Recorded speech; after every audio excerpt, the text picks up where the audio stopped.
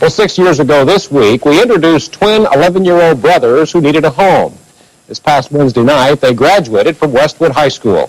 And one of the brothers gave a graduation speech and told a story of pain and courage and accomplishment. One Christmas morning, this boy jumped out of bed full of the joy and excitement that young children have in that special day.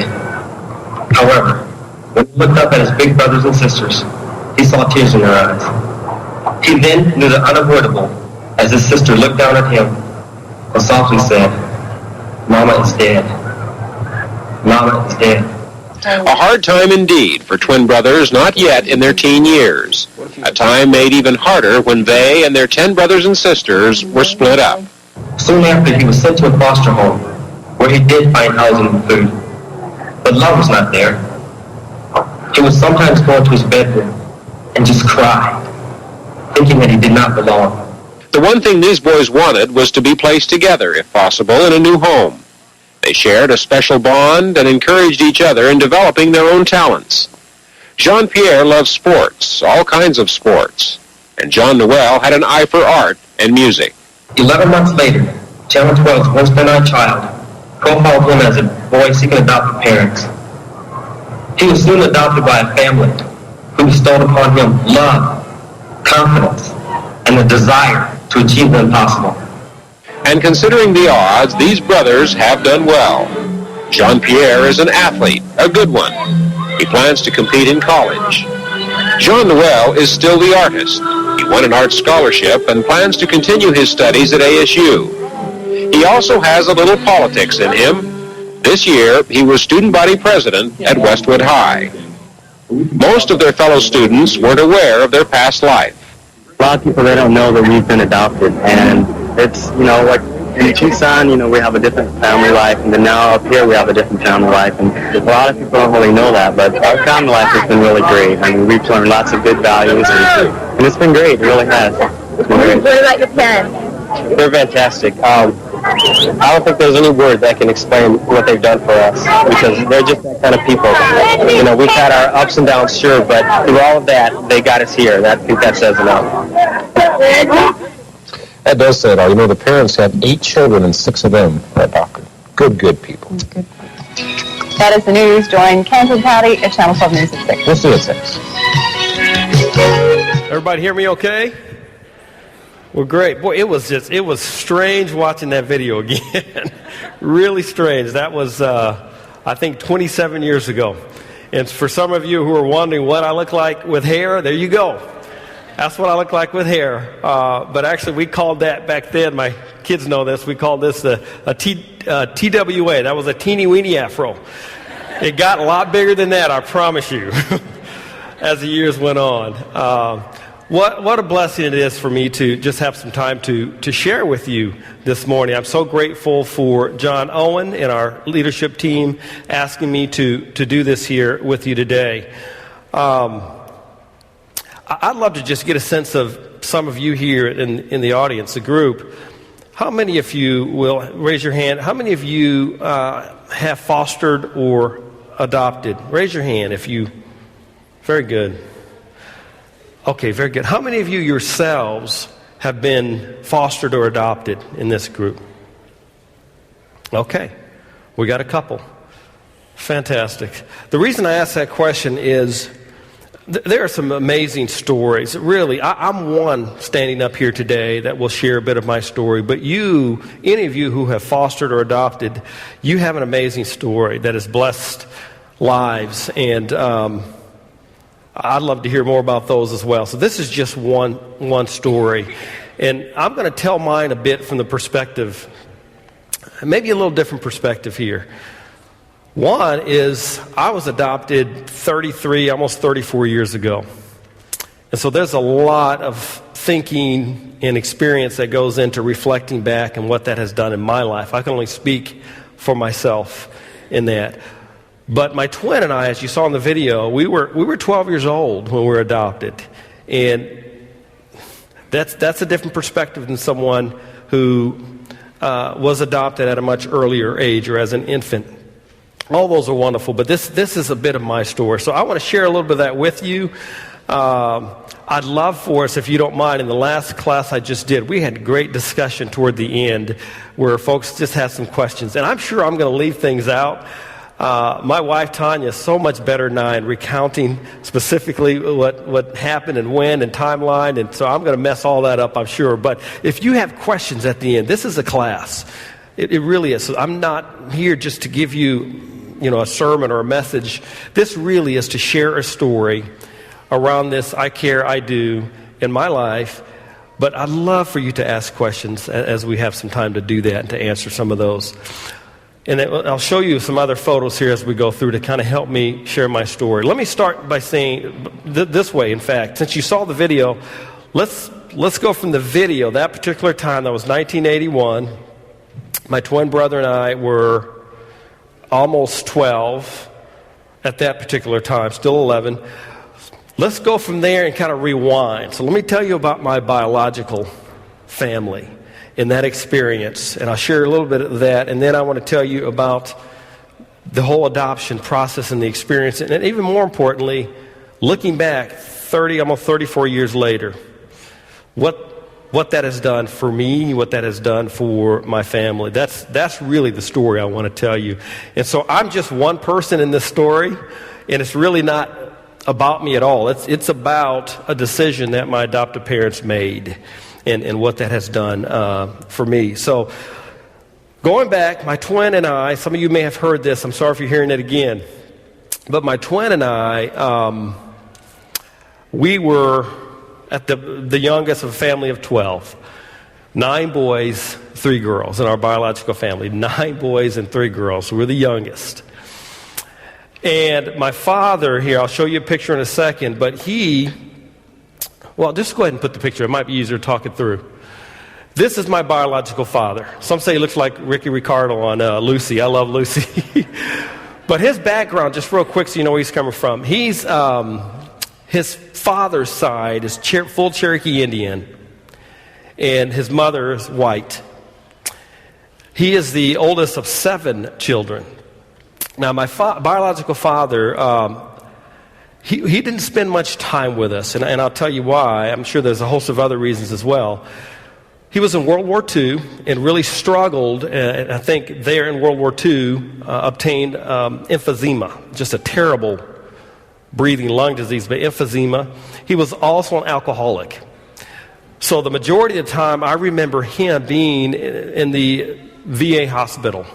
He was not home much. In fact, he did not live with us. I did not refer to him as dad or daddy or father. I referred to him as his first name, like my brothers would or sisters when he'd come by. And so I did not have that father figure. I knew he was my father, but we didn't have that particular relationship. He just was not with us enough as he struggled with emphysema and with alcoholism. And so that's biological father. It's funny, as you see some of these pictures, those who know my family, you may see some of the genetic pull in a couple of my kids here. My mother, go ahead and put that picture up. My biological mother, more of her background, black and Creole French. She's the oldest of 3 girls. And really, quite frankly, she held it together for us. Pretty much a single mother, single parent household with my father just not being around. She was very resourceful, very creative in trying to take care of a family of 12 children. Now, my older brothers and sisters, most of them were in their teens. It might have been at the oldest ones, just right in their early 20s. When we were younger. But they we did whatever we could do to piece things together. I will tell you this, and there are others in this room probably that have been through this, but we came from very, very poor conditions in South Tucson, very poor. We were on just about any welfare program you can imagine. I can remember either having delivered or going to pick up government peanut butter, government cheese, going to what we call the clothing bank. So my siblings and I, certain days or out of the year in schooling, they'd put us on a bus so we could get to go and pick out clothes and shoes and things like that. Literally, we were just poor. We didn't have anything. So my mother, again, she did what she could do in that. Now, she too had some health complications, and this is where it kind of gets a little more complicated for us. In 1977, this is when my twin and I were 9 years old.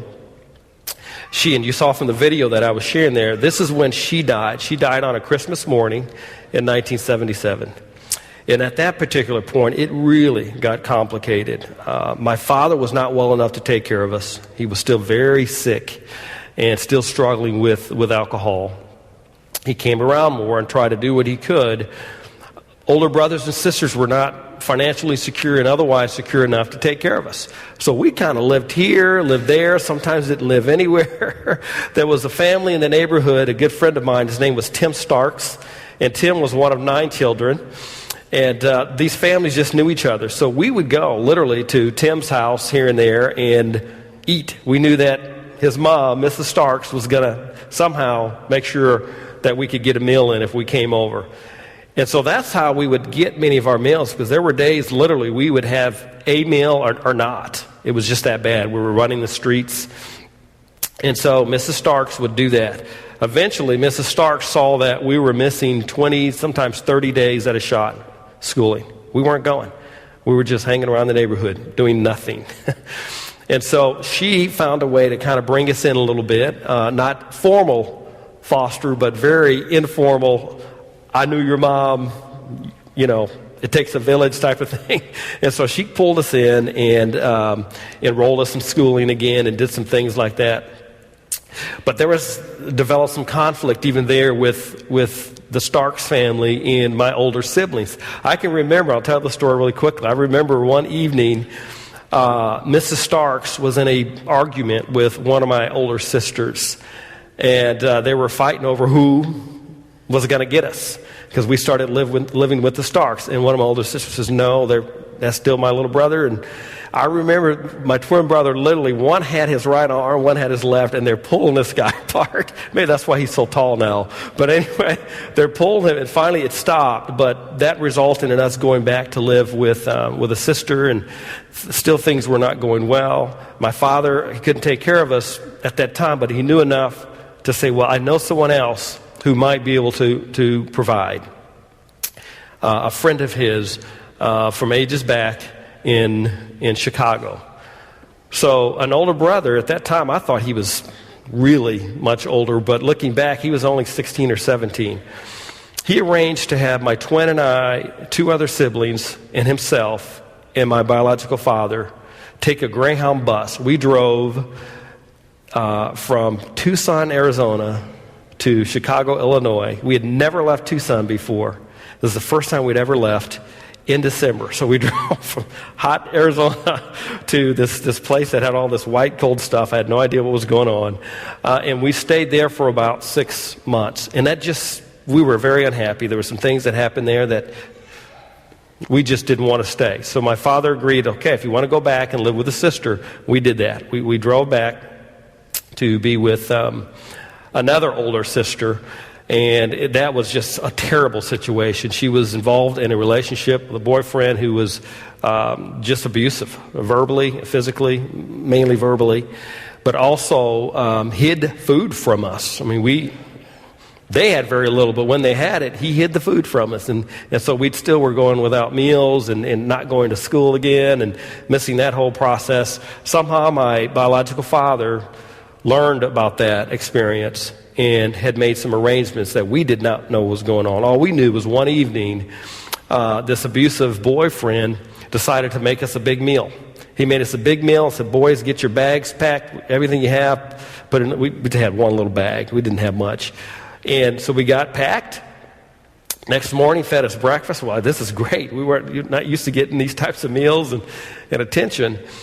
But I recall a white station wagon pulling up, and a lady got out and came and knocked on the door and just said, boys, go ahead and get your things in the station wagon. She was a social worker. And we'll drive around the neighborhood and say goodbye to some of your siblings and some friends. We're going to go about an hour or so away from here, and you're going to have a new family. That was the official foster family. And so that's the picture you saw in the video. That was the Neely family. So the Neelys kept us for about 11 months. I'm going to say this, and I hope it makes sense. There are some families that should foster and adopt, and it's a true blessing. There are some that should not, particularly on the fostering side. This was one of those families that did not have the right intent, and it was extremely verbally abusive and some other things going on. We were getting fed, and we were going to school, but it was just a mess. And so we had another social worker during that time who was visiting with us. His name was Jack. Never forget Jack. We thought he was like Fonzie. He rode a motorcycle, had a jacket, the whole thing. Couldn't get away with this today, but Jack would put us on the back of his motorcycle separately and ride us to a nearby little park and have a conversation. How's it really going? How's it really going? There's no way you could do that today. But he would do that. And so I remember right before this video was made, Jack took us both separately on his motorcycle to a little park. How's it going? He said, listen, do you want to try to be adopted by another family? And I wasn't sure about it because there's some things that our foster family told us that scared me. It stuck with me, and I'll tell you what that is in a minute. And so I wasn't sure. He asked my twin brother. My twin brother said, oh, yeah. I mean, he was ready. He said, I'm going. And so what this family told us, they said, who would want to adopt you? No one's going to want to adopt you. You need to just stay here. I think they were doing it for some money. That was just my opinion. That was that situation. But said, no one's going to adopt you. In fact, if you leave this place, you're going to be in a boys' home for the rest of your life, and you're going to rot. You're going to die, rot there. I vividly remember that conversation in that language. So I was more hey, I'm getting 3 meals. I don't want to go to some boys' home. I'll stay. I remember talking to my twin brother about this outside. He said, well, you can stay, but I'm going. And he was ready to go. So I said, okay, fine. We didn't want to split up, so I said, okay, I'll go. So they developed this Channel 12 special. This is where the Thompsons come in. Go ahead and put the next slide up there. This is Sam and Josette Thompson. These are my adoptive parents. That picture was taken probably maybe 2 years ago, 3 years ago, something like that. Let me tell you about them. Okay, I've got a lot to tell you, and then because really it's about them and them caring in the right way and doing something about it that has a generational effect here. My father, he's from somewhere in Texas. He was a wrestler in college and a wrestling coach after that, and then went into landscape architect. My mother, she moved from Marseille, France. She's French. Moved from Marseille, France when she was 22. Wanted to come here to the States. So her and her younger sister moved here and started a life of their own. She would eventually marry, and unfortunately he was unfaithful. And so she divorced him, and she has 2 daughters from a previous marriage. These 2 met at Mesa Community College, where she was taking some English courses and doing some other things, and my father was a wrestling coach. And she was a part of an international student club, and they had some event going on. A friend of my adoptive father at the time invited him. He said, I've got to go to this international student thing. Why don't you come along? So my father said, okay, whatever. I'll go. There's food there, whatever, So he went, and somehow their stories, they just connected. Somehow in the room, across the room, and started talking, and before you know it, had common desires and things, and they would eventually marry. At the time that we became involved with this family, there were the 2 girls from my adoptive mother's previous marriage, and then the 2 little boys that they had already adopted.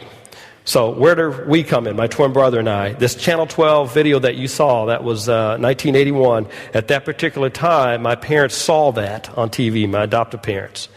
And my mother was very interested, and she asked my dad, hey, what do you think? And they tell us now, his story was, I don't know, these guys are almost teenagers. There's 2 of them. This might be too much.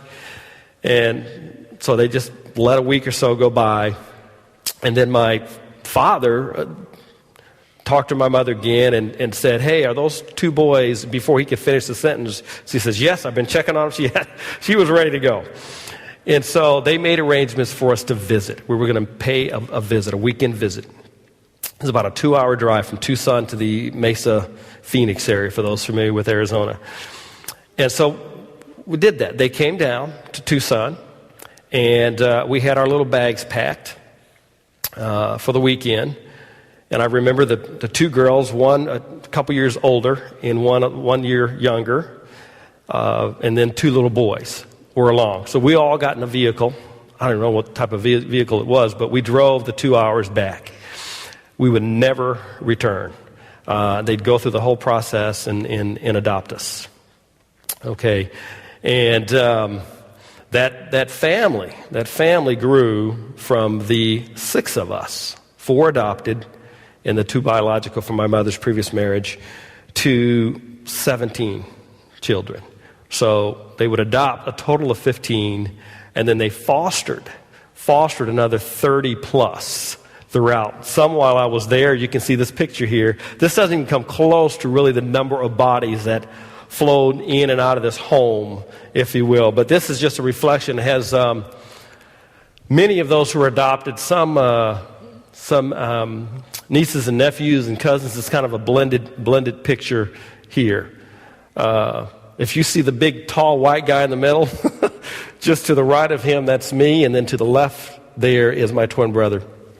And then just a host of other mixtures, some other sibling groups, and things like some of our kids that we're holding there.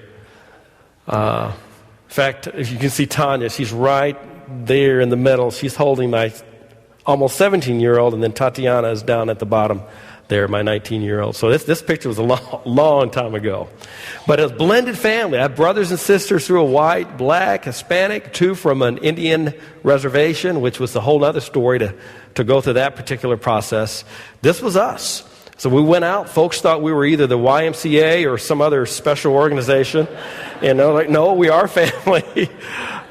So we went through a lot there. But the interesting thing, too, is my twin and I, we went from very impoverished, very poor neighborhood in South Tucson. It was predominantly black and Hispanic, to a predominantly white, middle-class, affluent neighborhood in the Mesa area. And in fact, at that time, some of you who remember watching this show, anybody remember Different Strokes? Well, that's what they called us, because my older sister from my mother's previous marriage, Coralie is her name, she looked a lot like Kimberly. My brother looked like Willis, and I was the shorter one with a rounder face, so I was Arnold. So they just called us Different Strokes. But what a change and transition from where we came from to this home. We weren't used to a lot of things. We weren't used to a structured home environment. We weren't used to having a home that had bookshelves with books on them. That was a big deal. They had a pool. I mean, that was, wow, we are really rich. No, they had a pool. In fact, I tell this story, it's kind of silly, but my twin brother and I, my mother bought us these robes, just robes, and we'd put them on in the mornings here and there, and we'd go out on the pool deck, and we'd sit in these chairs by a little table, and we had our clear glasses of Tang, orange Tang, and we'd lift them up, and he'd look at me and say, "Good morning, Bobby," and I say, "Good morning, JR." We thought we were the UP, so that's pretty bad. So you did watch Dallas, I know you did. Anyway, all of a sudden, we felt like we had something, because we did not before. It was hard just to get a meal. And I'll tell you more later about some things specifically that this experience did for me and for us. In fact, let me just go there now, because there's so much that happened through this, and I know I'm missing so many things I'd love to share with you. One of the things that this adoption, this experience did for me, some are more immediate, some, as I look back now, as an adult, as a 46-year-old husband and father. It's amazing. You just can't fathom what that would do. But the immediate things it was an automatic, healthy home environment. And that may not seem like a lot, but that was tremendous for us, a healthy home environment with structure. My twin and I weren't used to structure, nor were we used to doing things that were right and good. We didn't apologize if we hurt someone, or we had filthy mouths, so they had to correct the the speech, if you will. My mother would always say, "You have a good seed in you." So she knew something early on. And we were protected. I know I'm jumping around here, but we were really protected. Guys, let me tell you this. And I don't fault them, but my older brothers, they didn't have a dad around. They were struggling. They were trying to make ends meet too in my biological family. But many of them messed up. Some of them were in and out of jail. It was pretty frequent for them to use marijuana, sitting there playing cards or dominoes, and we were around that all the time. And I hated it. I never had an urge, never touched any illegal drug or alcohol and misuse or anything because of my father's situation. But God just protected us. There were some other things I won't even share with you, but you can imagine there were other threats, physically and otherwise, that we experienced in that neighborhood. But God just really, really, really protected us. But that structured home environment was good, but it was so difficult because we really needed to make a big change, and we didn't know how to handle that. So that's one. It was really good. We needed that. Another incredible thing that Sam and Josette Thompson gave me, and I can only speak for myself here, they gave me a sense of worth. They gave me self-confidence. My twin and I didn't have that growing up. And if you watch closely on that video, we were doing things, sports and music and art and all that. But if you really looked into our eyes, we felt worthless. We felt like no one wanted us. We felt like we didn't really matter. If someone had told me at that time or a little after that one day I would be standing at my high school graduation, graduating first of all, but giving this speech before my 900 peers, graduating peers, and another 1,000 people in a football arena, I would have told you no way. I mean, we were so, and it wasn't a shyness, it was a self-defeat. It was a sense of no self-efficacy or self-worth. And so they did a lot to tell us, hey, you got to let any of that and all of that go. You can do what you want to do. We believe in you. You are worth this and worth that. You just have to set your mind to that, and we're going to push you. And they pushed us. We had to do book reports and math calculations and all these things in the summer just to catch up. When we joined the Thompson family at 7th grade, my goodness, we were in every remedial class. And this is a very selective junior high and high school we were going to, but we were just about in every class was remedial for us, just trying to catch up. A couple years later, and this is not a brag on me, it's glory to God, but how He used my parents. They were able to get us to work hard and see things and have a self-confidence. We went from remedial to being on the honor roll, and doing other things and learning other things about what we could do and how we could contribute. Okay, so that was a big deal, and that really changed my life in terms of how I see myself and how I interact with others in that. Most importantly, and this is the third thing that they gave me, and I really want you to hear this, okay? Most importantly, it was a solid identity in Christ. They worked very hard on that. When my parents were first married and were starting just to adopt, they were actually going through their own some faith development types of things. But throughout the years, it became so clear to them that really the only thing that mattered over any sense of achievement or overcoming this or that, it was a clear identity in Christ. And they pressed that. And for me, that was so helpful because I felt so mixed up. We were with all these various families, some official, some unofficial. And I didn't feel like I had a strong sense of identity one way or the other. But for them, it's like, listen, that's part of your life, these good things, these bad things that have happened to you, but your identity is in Christ. And that's really what matters. And they helped us work through that process throughout. And even today, as an adult, they still speak into our lives in this particular way. It was a tough ride. And I'll tell you this, a journey, I should say. Some did well under that. Some struggled in that because there were other sibling groups and older kids and kids with physical and psychological challenges throughout this family. And I can tell you, I've got brothers and sisters who again, some are doing really, really well. Some are not. So it's not all roses, if you will, and it doesn't always work out the way you want to. But they committed and said, you are our child. Even if we were like a biological child, it's never guaranteed, right? Some of the parents in this room, what they're going to do with their lives.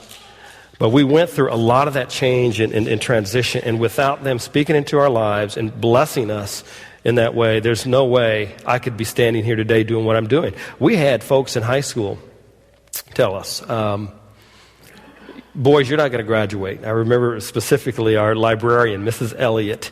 In fact, Tanya and I went to the same junior high and high school. We didn't start dating until after high school, so she knows a lot of this. But Mrs. Elliott, our librarian, she would look my twin brother and I in the eye and say, you don't even think, you're not going to graduate. You won't graduate from high school. Be thinking about what you can do for the rest of your life, work here or there. But she said, you're not going to graduate. You don't have what it takes. And I remember that just sticking with me. But then I also remember it throughout that process when my parents were talking to us and giving us a sense of self-worth. All of a sudden, that defeat turned into, okay, watch this. It was a sense of, I'm going to do it despite the fact that you tell me I can't do it.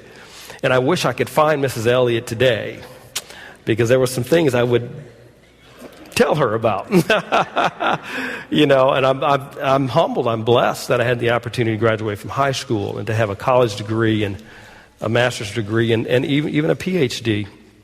There's no way I would have dreamed of doing that and becoming a university vice president someday. I wouldn't have dreamt of having an intact marriage and a family.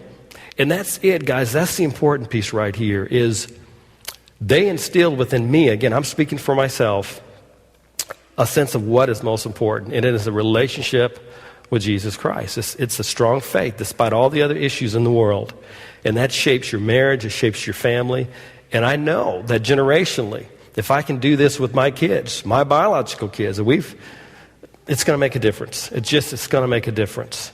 So it's far-reaching. Whether you have a young child, one adopted child, a zillion like my adopted parents, it is such a true blessing.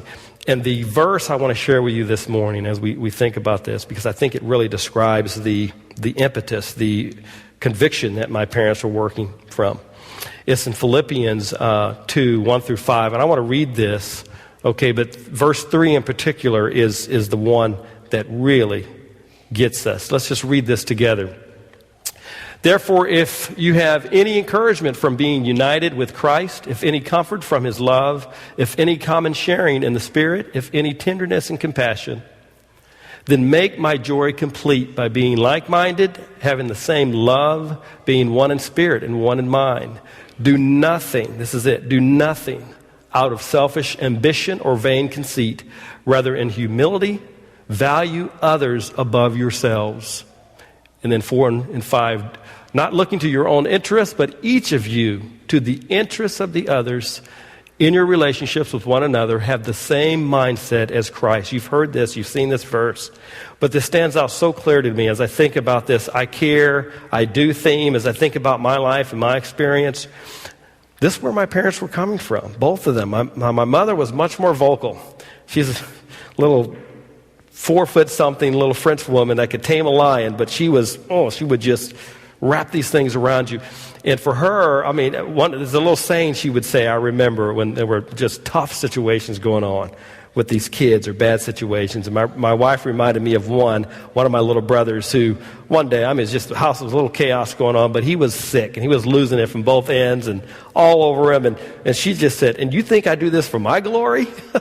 So she would say that when we'd mess up or do something or argue back, and you think I'm doing this for my glory?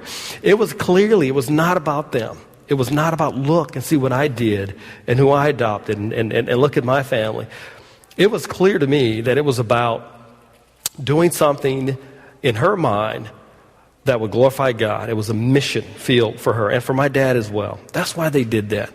And they really did see us as more important than themselves. That's why they did it. And to give us that opportunity, but to give all that glory to God. They could not have done it. So that's the story, and that's when I look back, it's just amazing. It's amazing to understand and to grasp what that one decision did, not only to my life, but my family and how reaching that will be and any other contact I may have with people that God puts before me. So just powerful stuff. My twin brother, some of you might be thinking, he lives in Arizona. He has married, has 4 children. He struggles with his faith. That's a big issue. He does struggle in his faith, and I think that's hurting a lot of other areas in his life. And so I pray often for him, and I try to share that with him when I can. But let me stop for a bit. We want to have some questions. I want to answer some of these for you. We had great discussion in the last class, so don't fail me here. I'd love to just have a conversation with you. Anything out of curiosity, anything. Yes, ma'am.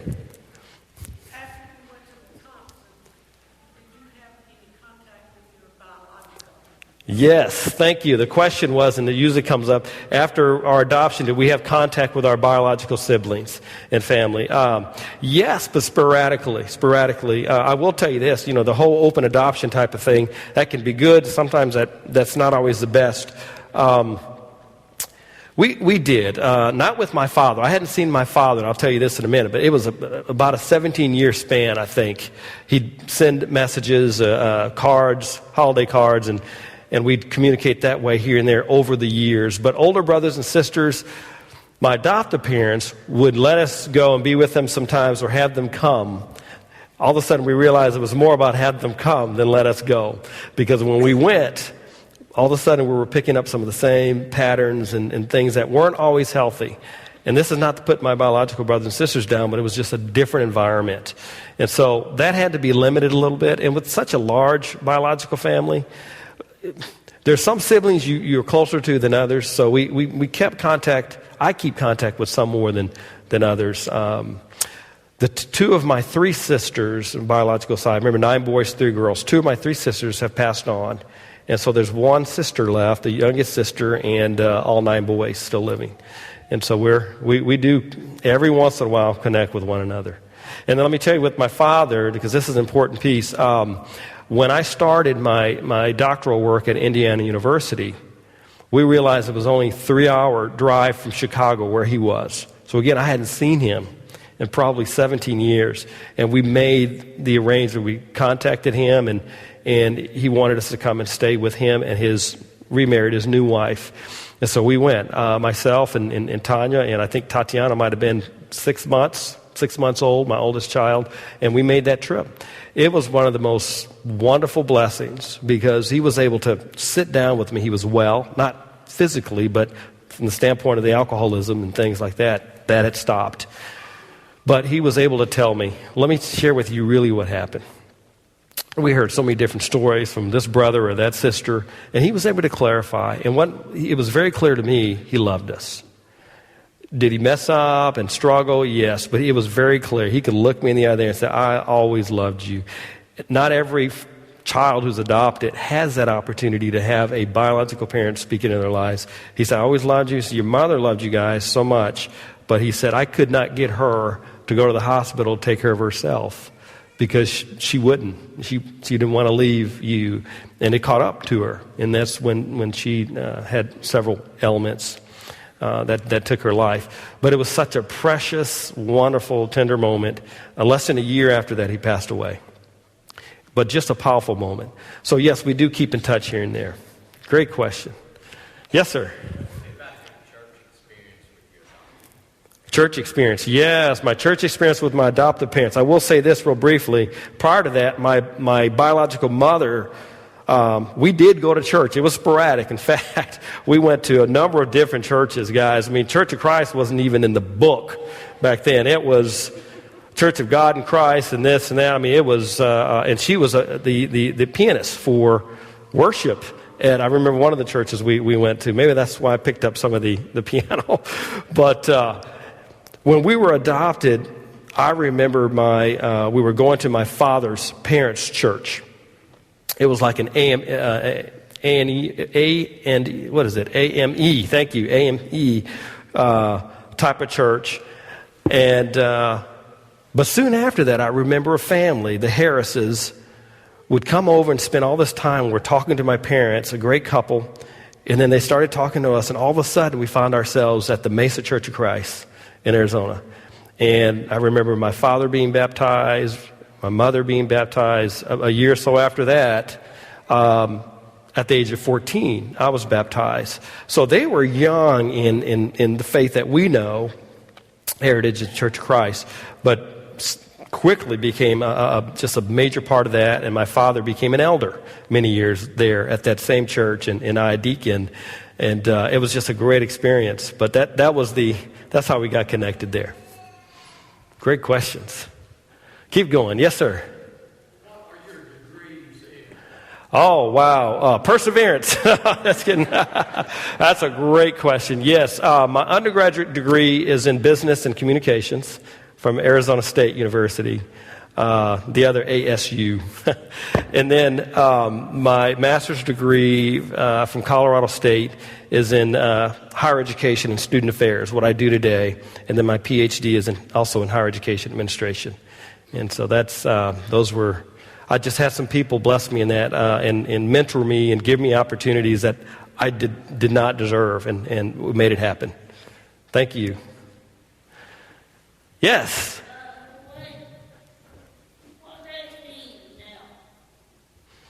Say again. Oh, what team? Is that the question? Oh, my favorite team. Wow, you know what? Well, I kind of like college. I kind of like Arizona State. So I watched them beat Utah last night a little bit. So, yes, but I like the Eagles. I'm a Faulkner Eagle fan. How's that? Yes, ma'am, in the back.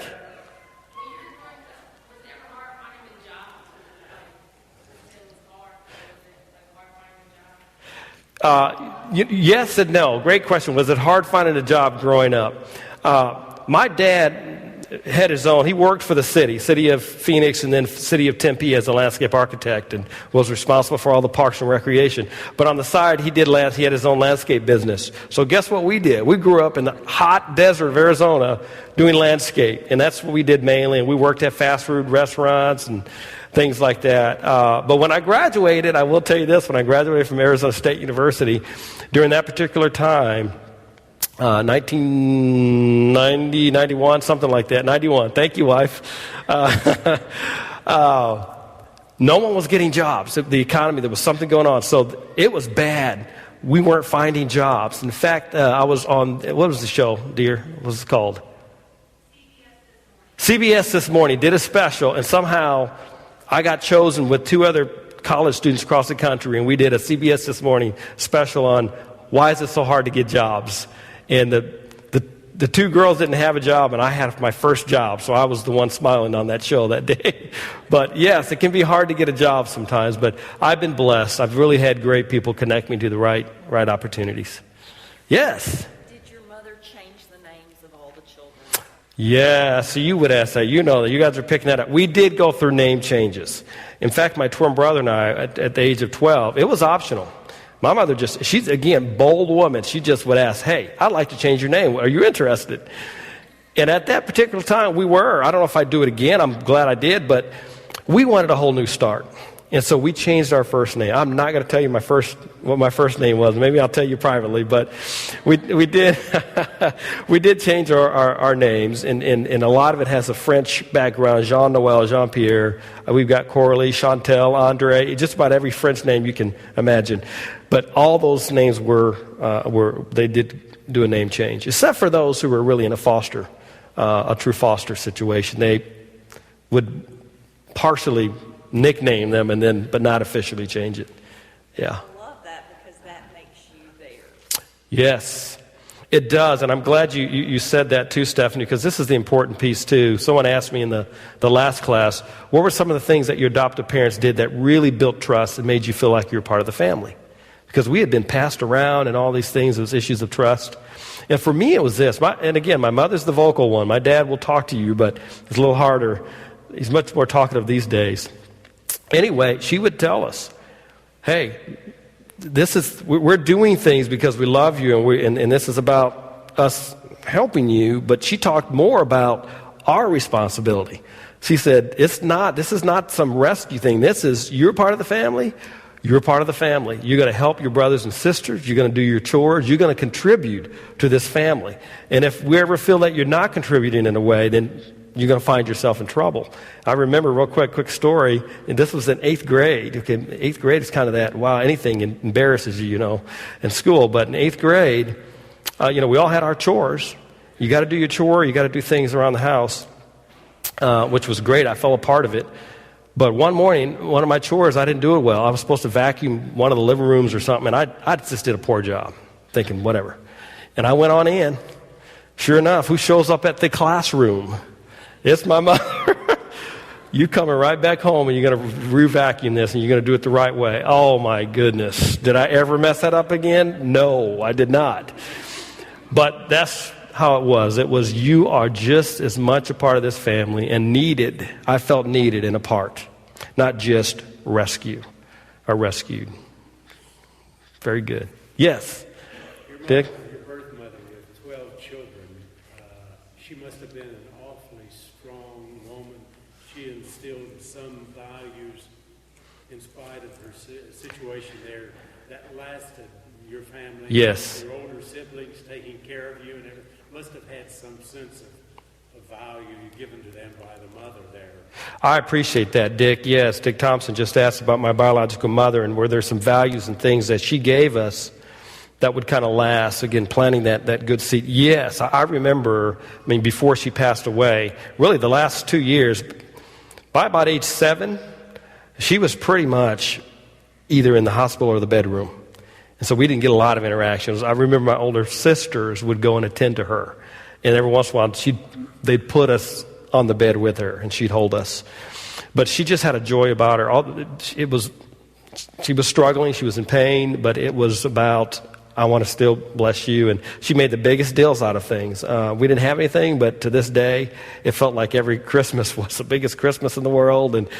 But she'd instilled certain things and would read to us, and certainly did believe in God. And so I do. I think those things, certainly helped. They certainly helped. Thank you. Yes. Why do you think your children have struggled so much? Oh, good question. And some of you may relate to this, or you will, if you adopt older children. Not every child will accept, put it that way. For him, it was more about accepting the love and accepting all that goes with that, even the pressure and the responsibility. We went from a very unstructured situation to a very structured one with high expectation. And for him, I think two things were going on. One, I think it was too much for him. And when he was 16, he ran away. And then would come back when he was 18 and stay there and kind of patch that relationship up. Today, that relationship is tarnished. There's very little communication, if any, with my adoptive parents. But for him, I think it really had to do with not emotionally and psychologically really being able to receive what and I don't mean this in the movie pie in the sky way, but true love, really what that means. He could not receive that well. But I also think he wasn't willing to let go of some of the other things in the past, and not to forget, but to let go of them enough to receive your new life. And I don't mean to, I'll say this, I don't mean to disrespect him. I think he's a really, really good person. There's no doubt about it. But for him, it was always, the glass was always not only half empty, it was just empty. For me, the glass was always half full. Any and everything was an opportunity and a blessing. And maybe that's what helped me get through that a little bit. But he struggles. He struggles. I just find it unique that he was the one that wanted to be adopted, and you were the one that struggled with that. Well, yes. When I look back, that's a great question in terms of struggling. When I look back at the foster home that you saw up here, if you had asked me back then, I would have told you everything was awful, that they were the evilest people on earth. And I'll tell you, looking back, there were some things that were inappropriate and that were not good. I wouldn't recommend any child being fostered by that family. But I also look back and I'm thinking it wasn't really that bad. They were verbally abusive. I think there was an element of care. But for him, even then, even more so, he was not willing to even give that an opportunity. Not even a shot to work. He had already made up his mind, I'm going to fight you, I'm going to argue with you. And and that was his problem. And so that's difficult. My adoptive parents wanted to also adopt another older sister, biological sister. She was 2 years older than my brother and I. But she too very much had this strong sense of this closedness. It was just very closed. And she came to visit sometime, and my mother saw that she was tearing up. I didn't see any of this, but just telling the story, that she was tearing up. So she went to this other biological sister of mine and just started talking. And I could see really the tears coming down. But my mother asked if she wanted to be adopted. She was after her. No, she wanted her. But this sister, Carmen is her name, she was hurt and she wanted, but she would have nothing to do with it. If it had to do with, I've got to do the things the way you want me to do them and be in this structure, and if I can't just do anything I want, and you're not going to give me everything I want, then I don't want a part of it. And I remember years later, she telling me, she said, I regret that. I should have allowed them to take me in. And but you just never know where each child is. So even if you're thinking about older children, incredible blessing. But there's history and dynamic there, and it's a ministry. It's not about what it's going to make your family look like. It's really you giving all. If you take any child, older or younger, with any level of need, that's just a ministry. Yeah. Yes.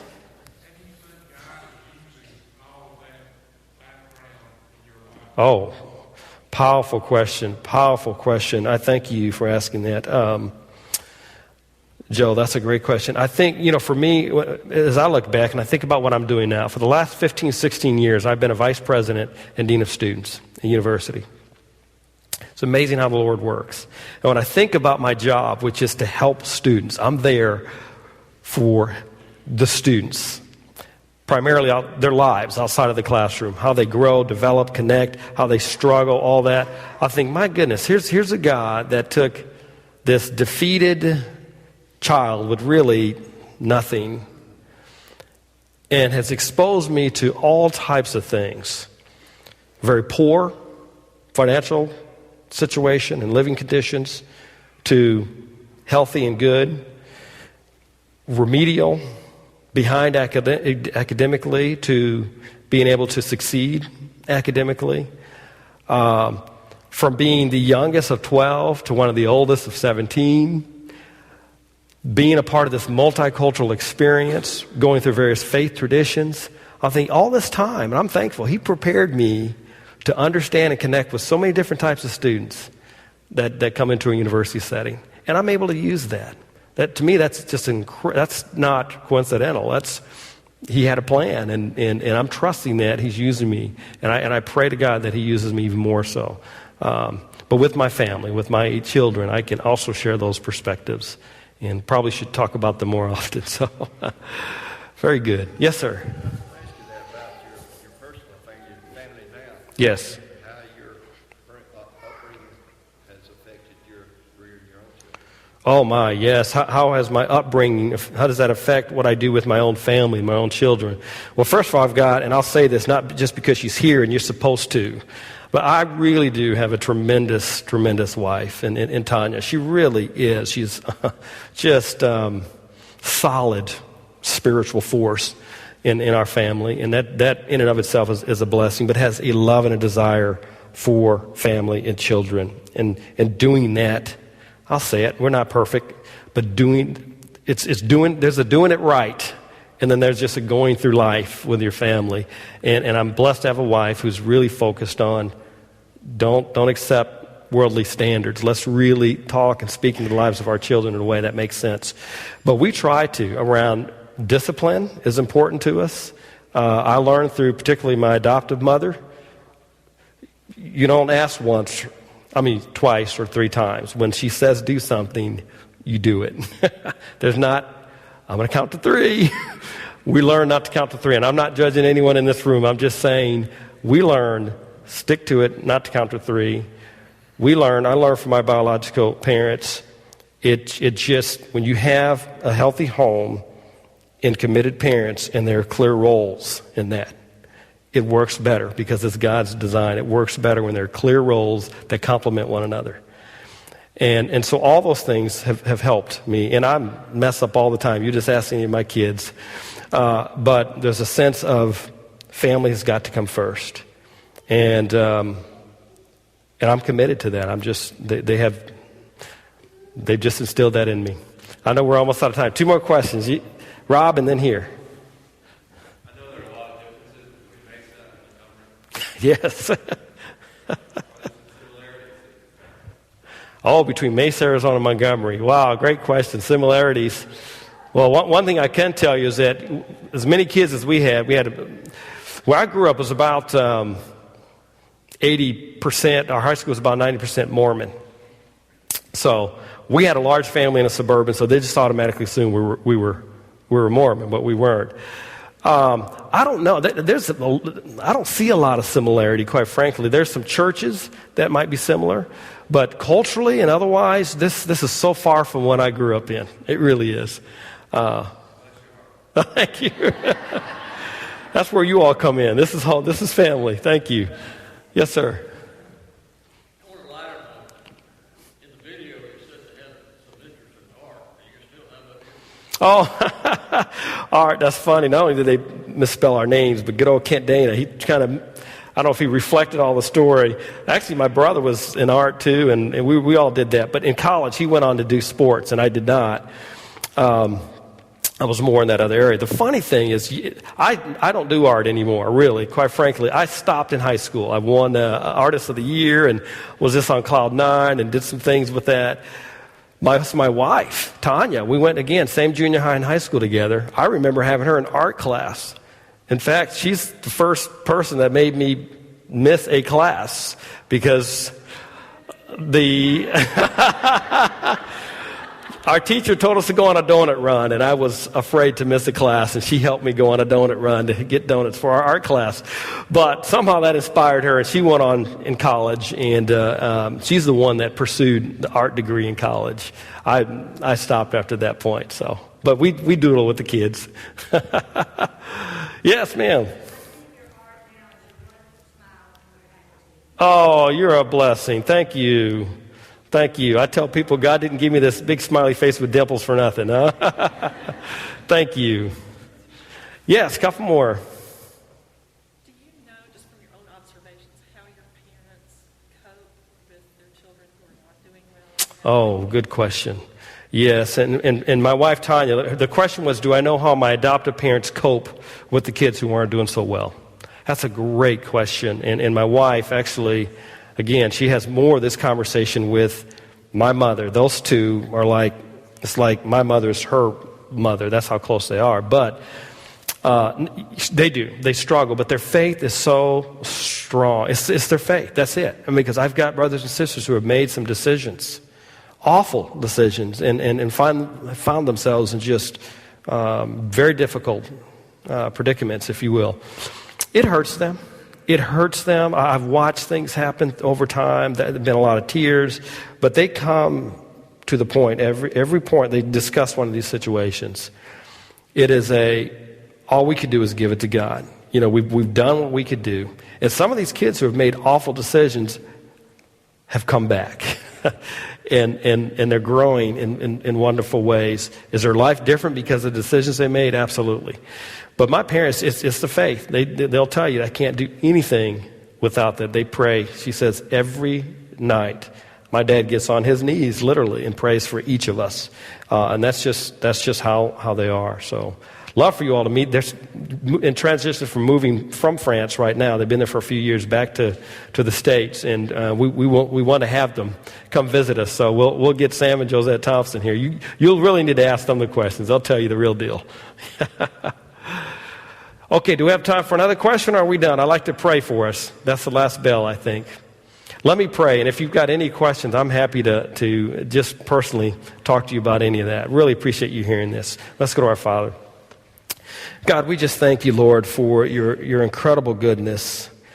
Father, again, I'm just one situation, one story to share around adoption and around this whole concept of reaching out to kids who need families, who need care. Father, I'm just so thankful for the blessing you've given me in the life, what you have brought me through, and what I now stand on because of my parents, and that is on you and your Son Christ.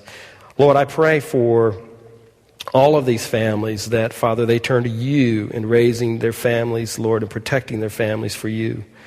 Father, I pray for all of the children situations, Father, be it newborns, older children. I pray, Father, that you would use people here, whether they adopt themselves or just reach out a hand or two to help those who are. Just pray that you would convict them to do that. Bless this effort. And we just need you, Lord. Keep us centered on you. We pray all of this in your precious Son's name. Amen.